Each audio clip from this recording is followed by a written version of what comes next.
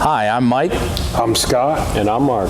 We are your screen machine product support team, and here's another quick tip.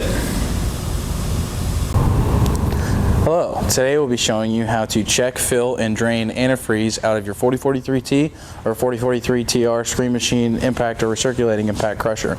And this is with a Caterpillar engine on it. So you see two sight glasses right up there at the top of the radiator there. That's how you check the fluid level in it. You want to make sure that both those sight glasses are full. If it's a little low, you need to add antifreeze.